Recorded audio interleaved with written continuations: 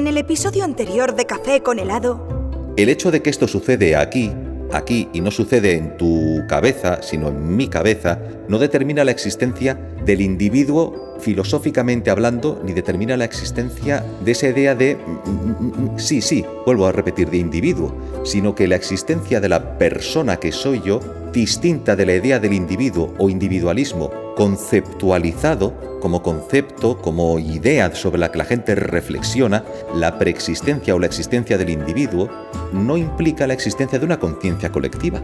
¿Cómo sabes que existe la conciencia personal? ¿O niegas la existencia de la conciencia personal? Claro, es que estás hablando de conciencia. Yo estoy hablando de la persona, y la persona es proceso. Claro, pero la persona... ¿Cómo sabes que existen las personas? ¿Cómo? ¿Cómo sabes que existen las personas? O sea, ¿qué es? Claro, es que si te pido que me definas qué es para ti una persona, solo me puedes dar, salvo que es que yo a lo que aspiro es a que acabes reconociendo o reconociendo o diciendo, aunque sea por error, aunque sea por error, que parte del conocimiento que tienes tú de que existen las personas tiene como origen una conciencia personal tuya subjetiva, que es el primer dato de la realidad y el único que no puedes poner en duda. Vuelvo a mi pregunta. ¿Cómo sabes que las personas con las que la gente con la que tú te comunicas, que la gente que tienes delante son personas? ¿Cómo lo sabes? ¿Que cómo lo sé? Sí, ¿por qué lo sabes? ¿Qué hace que sean personas? Buena pregunta. ¿Cómo sabes que piensan? ¿Cómo sabes que su experiencia del mundo tiene algo que ver con la tuya? ¿Que sienten algo parecido a lo que sientes tú? O mejor aún, ¿tú cómo sabes que sientes? ¿Que cómo sé que siento? ¿O dudas que sientes? ¿Tú dudas que puedes dudar de que sientes? ¿Dudar de que siento? ¿Tú puedes dudar de eso? ¿Tú puedes dudar de que sientes, de que piensas, de que te duele algo o de que si abres los ojos ves? ¿Tú puedes dudar de eso? ¿Dudar de si estoy viendo? Sí. Puedes dudar de si estás viendo. Si te pinchas el brazo, puedes dudar del dolor que sientes. Puedes dudar de que estás sintiendo dolor. ¿Es posible? No. No Vale. es posible. No es posible. O sea, porque el dolor en sí es lo que sientes cuando algo te duele. Eso es lo que significa el dolor. Pero estás usando la palabra dolor. Pero vamos a ver. No necesito usar la palabra. La palabra dolor es lo que inventamos para referirnos a lo que estamos sintiendo. Claro. El dolor es anterior a la palabra. ¿Y cuando una persona siente dolor e inmediatamente siente placer? ¿Perdón? ¿Y cuando una persona tú la pinchas y en vez de sentir dolor siente placer? Siente placer. Está sintiendo placer. Si lo que siente es placer, es placer. La palabra que nos inventemos para definir lo que está sintiendo esa persona es una palabra. ¿Por qué usas la palabra sentir en vez de la palabra experimentar? Vale, me vale experimentar. ¿Vale? Me vale experimentar. Una persona experimenta dolor. ¿El grado de dolor que experimenta es cuantificable? Pero no lo sé. No lo ¿Puede sé. haber No lo tablas? sé. No sé si es cuantificable, pero a nivel médico, la sensación inmediata es real. Es innegablemente real para la persona que la está sintiendo. Sea cuantificable o no. Si yo ahora mismo cojo un cuchillo y te lo clavo en el brazo, da igual si tú a eso le puedes poner un número o no. O si a eso lo quieres llamar de una forma o de otra. O incluso da igual si eso para ti es placentero o doloroso. Da igual cómo lo cuantifiques o cómo lo llames. Pero lo que sientas en ese momento, para ti va a ser absolutamente inmediato e innegable. Tú puedes, pues si quieres engañarme a mí, puedes fingir, puedes decir que no has sentido nada. Pero lo habrás sentido. Sí. Vale. Es inmediato. Con inmediato no quiero decir únicamente inmediato en el tiempo, sino que no media ningún otro proceso, ni social, ni mental, ni racional. Lo sientes y ya está. O sea, no necesitas poner nada entre una cosa y la otra. ¿Seguro? Sí, claro. Vale. Desde el punto de vista de la experiencia, es inmediato. Una persona que se entrena mentalmente para soportar el dolor, percibirá menos dolor del que hubiera percibido de no haberse entrenado mentalmente para... Entonces, sí, puede ser. El cerebro flexible, el cerebro que es flexible en todo momento, es capaz de influir en la manera en que percibimos lo que tú entiendes por experiencia inmediata. Yo no estoy diciendo que sea permanente, ni constante, ni predecible. Lo que estoy diciendo es que sea, lo que sientas en el momento, Sí, eso es lo que estás sintiendo. en mayor o menor medida, sea como sea. Y la sensación inmediata Ya, pero la sensación inmediata, es innegable. pero sigue condicionada por la situación mental previa. Pero da igual. Me estoy refiriendo a la sensación sea cual sea. Pero esa sensación en ningún momento es separable del hecho de que cuál sea tu estado mental en ese momento va a influir en la percepción de la señal eléctrica que tus nervios envían a tu cerebro. Sí, pero tú no puedes negar que estás sintiendo algo. Sea cual sea la causa. Sea cual sea la causa. Sí, pero ese sentir, sea cual sea la causa, sea el grado en que llegue, sea de la forma de que llegue, eso, el sentirlo, dependerá de varios factores, pero eso dependerá de cuál sea tu estado. Una persona que está anestesiada Sí. no siente el dolor. Ya. Una persona que puede estar concentrada o dormida no siente el dolor, porque si no las operaciones no serían posibles. Una persona que está despierta puede estar en un estado tal que le permita reducir la intensidad con la que percibe el dolor. Sí. No la reduce. Mientos, esto sería incorrecto. Lo apropiado sería decir la forma como percibe el dolor. O sea, es la forma como lo percibe. La forma como percibe el dolor depende de cuál sea, a lo mejor, su preparación mental. Por lo tanto, no hay un dolor que él controla. Hay una percepción del dolor que es de una determinada manera como consecuencia de cuál es su estado o su situación mental. Por lo tanto, la señal eléctrica puede ser una determinada. No, es que no sé cómo explicarlo bien. El que ocurre es que si al final esa persona, tú dices sentir, cómo esa persona está sintiendo el dolor, no, cómo esa persona está experimentando el dolor, puede estar condicionada por su preparación mental. Sí. Entonces, no es una experiencia inmediata donde no media nada, siempre media. Siempre hay un mediador. Vale, voy a cambiar de palabra. Porque la única forma de que la experiencia pudiera producirse sin mediación es que existiera el individuo o el sujeto, como esa categoría de la que venimos hablando, que permitiera que eso sucediese sin mediación. Pero ¿qué características definirían al sujeto para que el dolor sea de una determinada manera o de otra? ¿Qué es esa categoría? Retiro la palabra inmediato. Lo que quiero decir es, independientemente de cuál sea la cantidad de dolor o la cantidad de sensación, de si es más o menos agradable, de si es más o menos soportable, de si hay más control cerebral de todas esas cosas, ¿no? De la cantidad de dolor, de la intensidad y tal. Vayamos a la sensación final. ¿Pero qué es la sensación final? A lo que efectivamente estás sintiendo. ¿Pero qué es lo que efectivamente estás sintiendo? Armando, pues es que no puede ser más evidente. O sea, lo que sea que sientes. Lo que sientes es lo que sientes. Claro. Lo que finalmente has sentido viene mediado, no es que haya un sentimiento puro filtrado por la mente, sino que lo que ha ocurrido, lo que efectivamente ha sucedido, es fruto innegable de una situación mental previa. Y eso es lo que sientes. Estás hablando de lo que sientes efectivamente. Lo que sientes efectivamente es el resultado de cómo tu mente ha interpretado una información que le han enviado sus sentidos.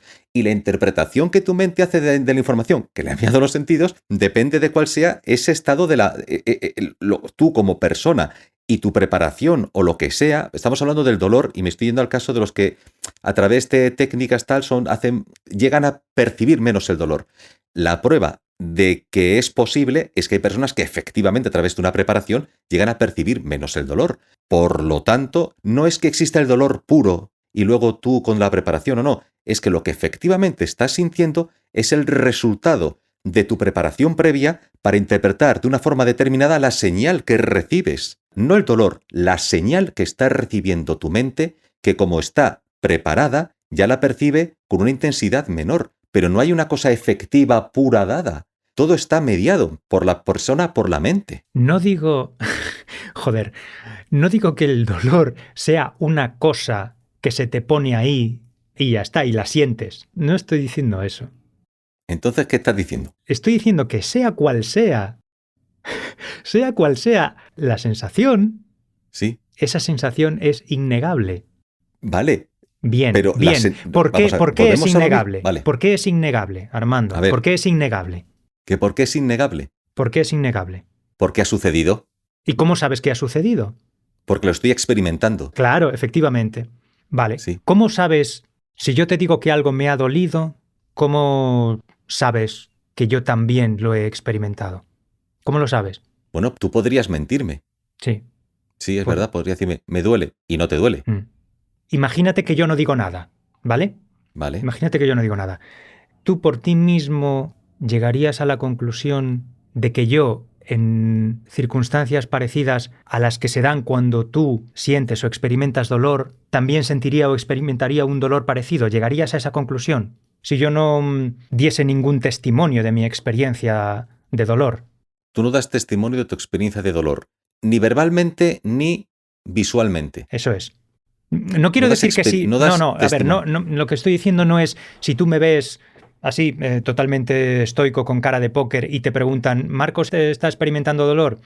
No me refiero a eso, sino, ¿crees que yo tengo la misma capacidad que tú de experimentar dolor? ¿O que yo también tengo capacidad de experimentar dolor?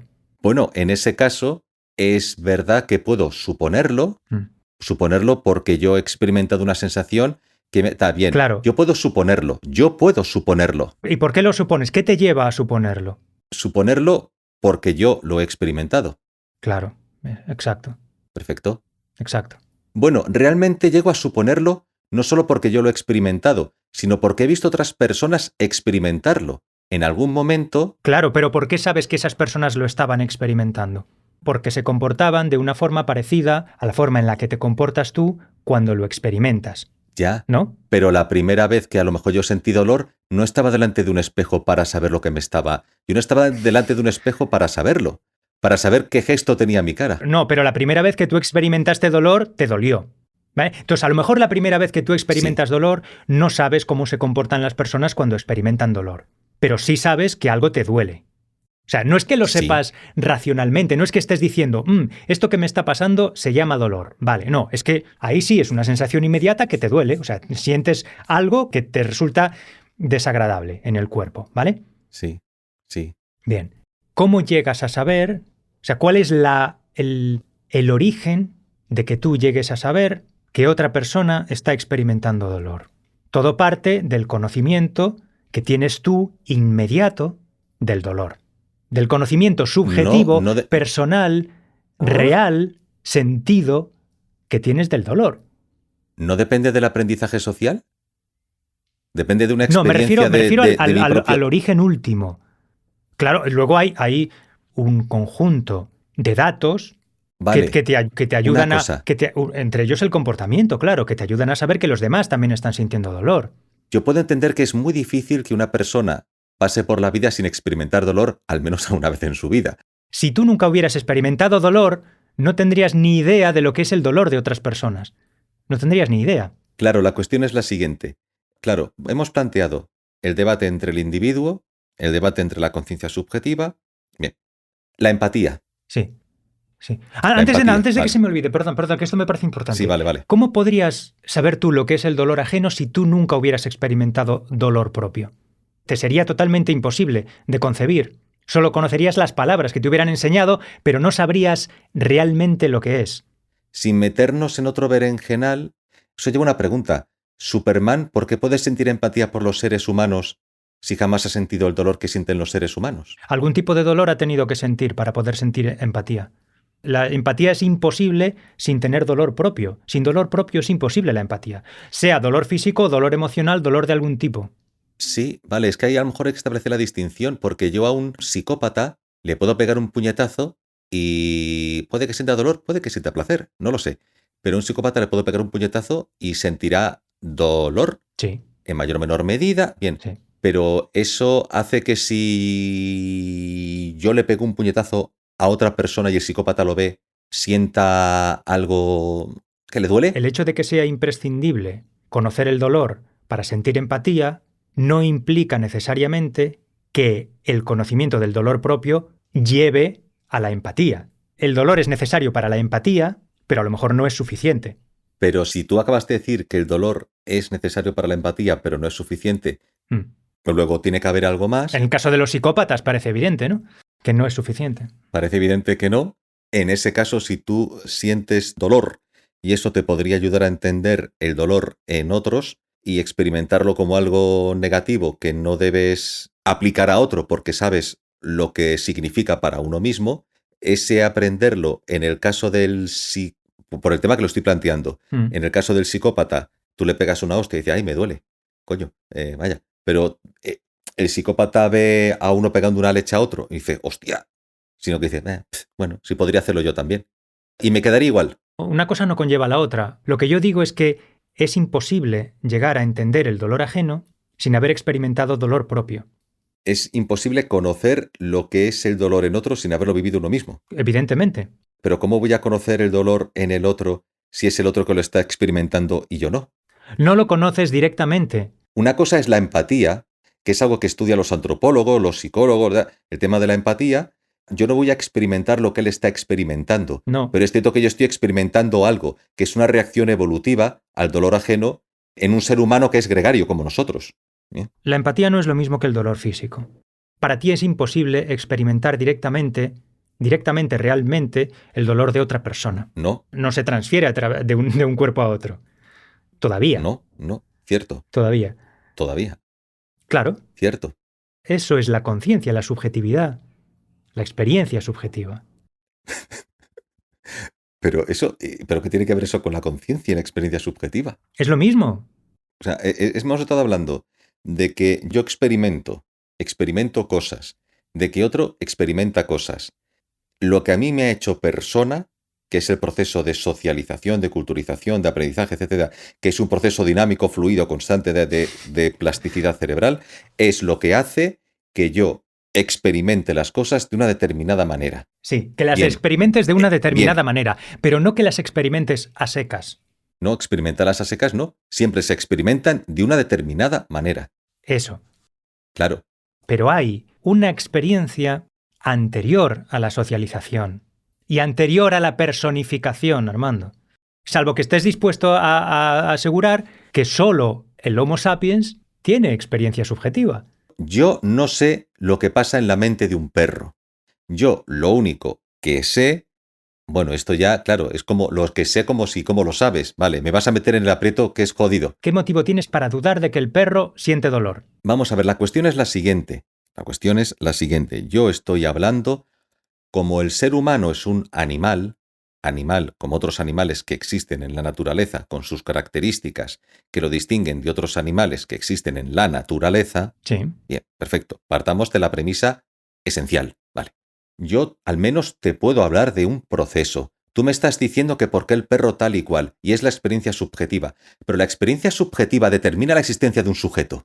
El sujeto que percibe la experiencia subjetiva. Podemos pensar que hay experiencia y ya.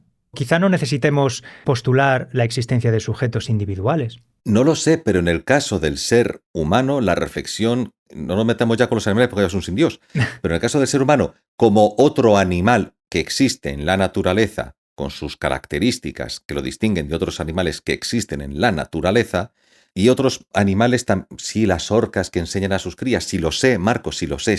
Vale, no, pero es que a mí me parece mayor abstracción el concepto de persona que el concepto de sujeto. Pero la persona creo que estás abstrayendo más cuando... No, al contrario. Sí. La persona, yo le pongo el nombre, persona, pero el nombre implica proceso, dinámico, flexible, bla, bla, bla, bla, bla. Se da desde el momento del nacimiento, es un proceso que no termina, se da desde el momento del nacimiento y determina cómo experimentamos lo que nos viene del exterior. ¿Y por qué no llamar a eso sujeto? ¿Qué nos impide llamar sujeto a lo mismo a lo que llamamos persona?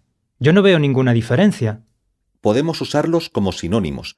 Lo que ocurre es que creo que el uso de la palabra sujeto, no digo que pueda ser tu caso, pero digo que se pueden usar como sinónimos, pero el uso de la palabra sujeto parece querer indicar que existe una figura que puede estar en la mente, puede ser un producto de la evolución, puede ser un producto de la especulación filosófica, un hallazgo a través de la reflexión acerca de las cosas, del sujeto que yo asocio en ese caso a la idea de individuo, la existencia de una figura de algo que está ahí y que parece que sería imprescindible para que la experiencia sea procesada de una determinada manera o que parece que te dota de algo que te hace persona sin necesidad de ser persona o de algo que te permite percibir de forma... Sí, ¿cómo vas a percibir de forma inmediata la experiencia subjetiva que te viene si no hay una experiencia subjetiva o una conciencia? Sería otra forma de llamar al alma. Sería una forma de decir alma. Ahí quería llegar. Ahí quería llegar.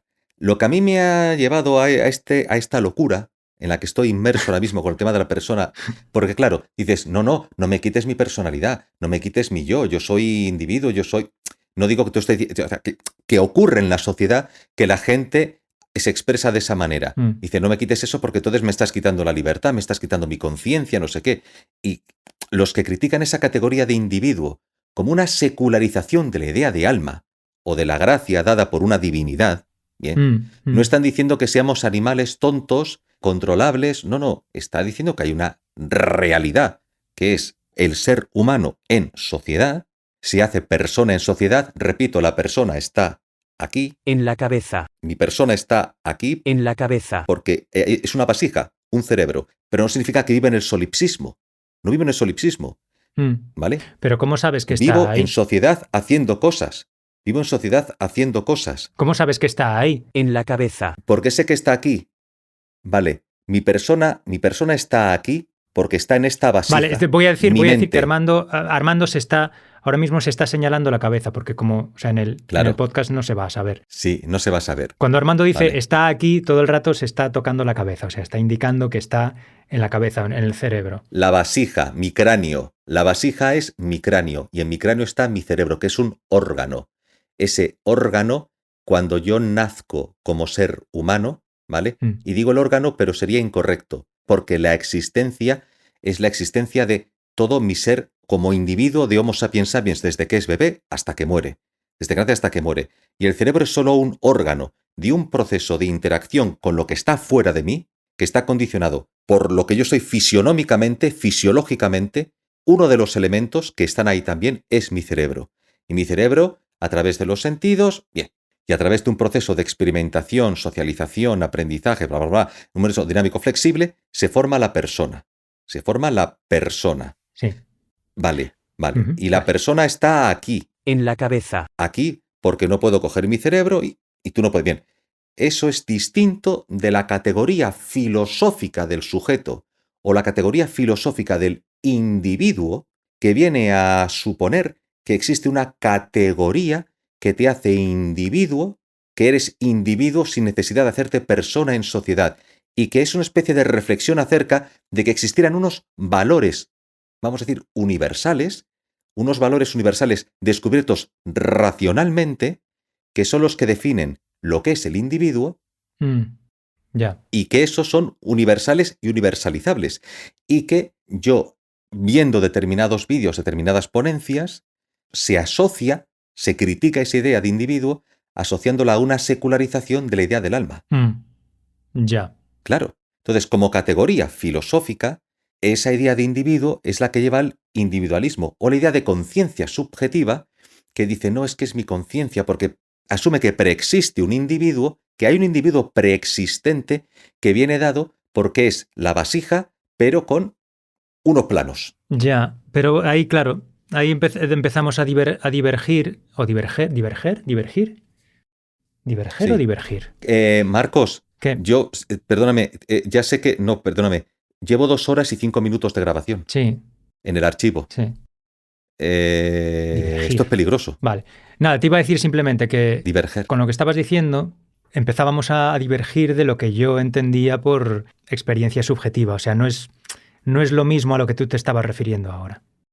Nos hemos entendido al final. Al final, aunque no significa que... No significa que estés de acuerdo. Yo suscriba tu postura, ¿vale? O sea, tu postura... Perfecto, lo sé. Materialista, Gustavo Bonista, no significa que yo la suscriba, pero creo que sí se ha aclarado el malentendido respecto a lo que cada uno entendía por experiencia subjetiva. O sea, lo que entiendo yo por experiencia subjetiva no es la existencia de un ente inmutable que sea el asiento de la conciencia. O sea, no es el alma inmortal inmutable. No, yo no iba por ahí. Continuará. Superman quería saber lo que eran el dolor y el placer. Y bajó a hablar con personas para ver si lo podía entender. Exploró su propio interior, pues pensó que la manera mejor de desarrollar empatía era hallar en sí su propio dolor. Y lo sintió, y lo sintió, y se quedó para volverse persona, en un proceso que condiciona cómo sentimos y percibimos en cada instante lo que nos llega del exterior.